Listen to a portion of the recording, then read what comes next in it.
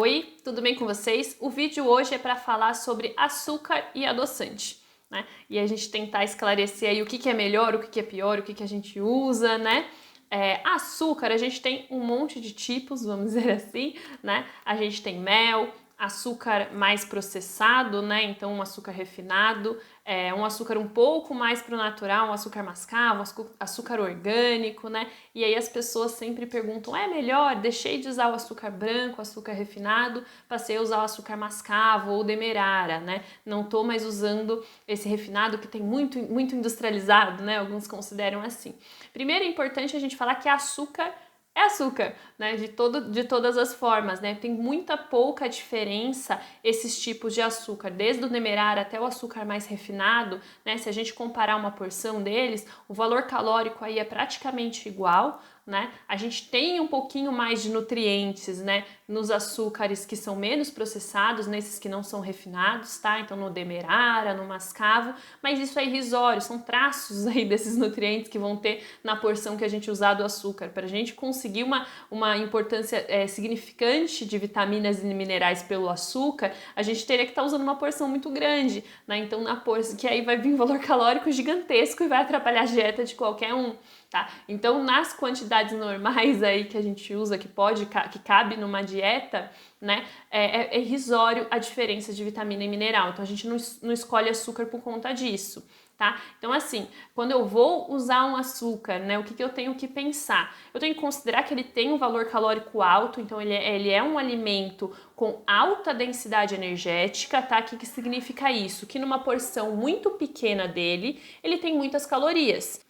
Então, o excesso desse açúcar na alimentação, ele pode contribuir para um exagero nas calorias e isso sim que vai atrapalhar o resultado, seja em relação a emagrecimento, né, a ganho de peso, e também em relação a problemas de saúde, né, excesso de açúcar, excesso de carboidrato, né, junto com outros fatores ainda na alimentação, isso feito por muito tempo, que leva ao aparecimento de doenças crônicas não transmissíveis, então diabetes, problemas de coração, né, não é simplesmente pode comer açúcar, não pode comer açúcar, né, as pessoas gostam do sim ou do não, é proibido ou é permitido, né, mas tem dosagem, tem quantidade, tá, então cabe numa alimentação saudável produtos feitos com açúcar, tá? Então vou fazer um bolo, né? Eu preciso necessariamente cortar o açúcar dessa preparação?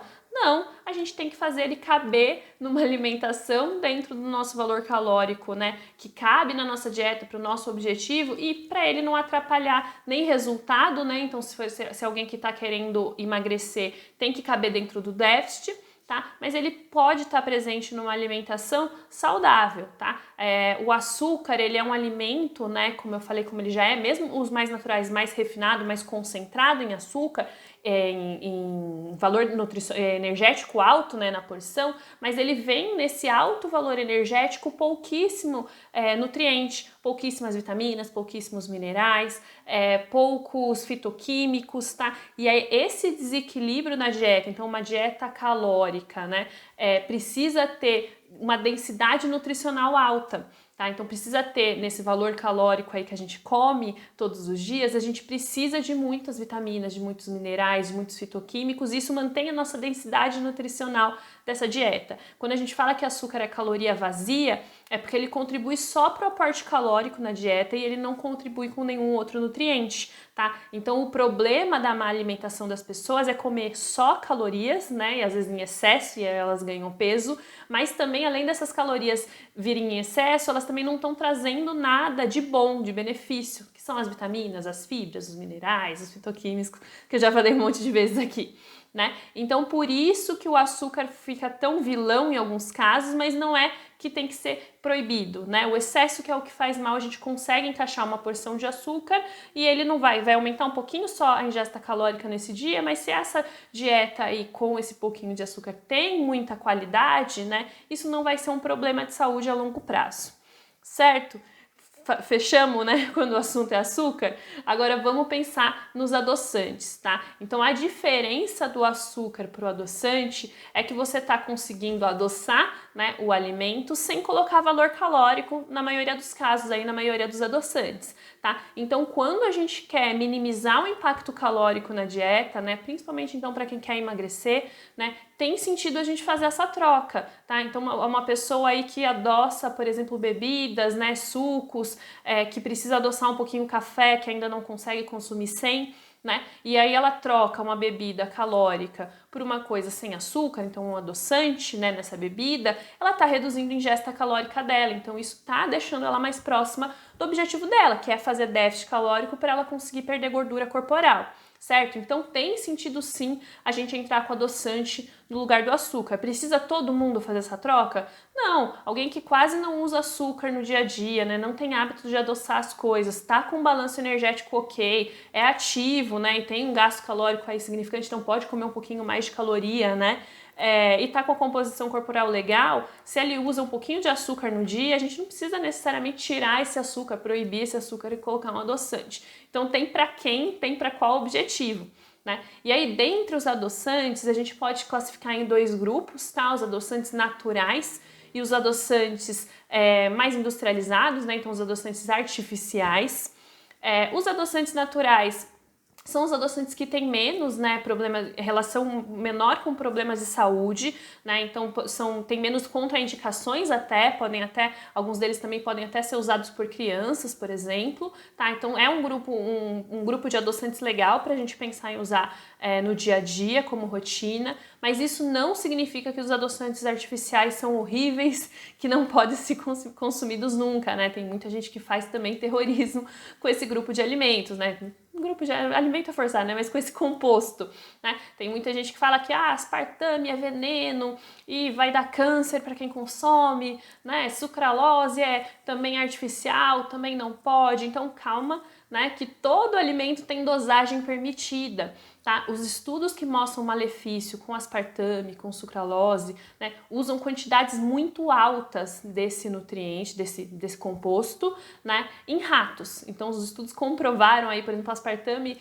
e tumor, né? Foram tumores em ratos que foram testados, então com uma quantidade de aspartame que praticamente o peso do rato em aspartame, eles alimentaram esses ratos e aí eles desenvolveram tumores. Então assim, pra gente ter esse problema, primeiro que a gente tá extrapolando que de rato, né, a gente se comportaria do mesmo jeito, mas pra gente ter esse problema seria um excesso de adoçante, assim, lá em cima. Tá, então tirando pessoas, né, que realmente excedem em alimentos que tem esse composto, né, então quando a gente usa qualquer coisinha que a gente prepara, a gente precisa exagerar no adoçante, né, precisa adoçar, precisa estar com sabor doce. Tudo que a gente come é industrializado e tem esse açúcar, então aquelas pessoas que vivem de produtinhos diet, light, zero açúcar, normalmente eles usam esses adoçantes artificiais.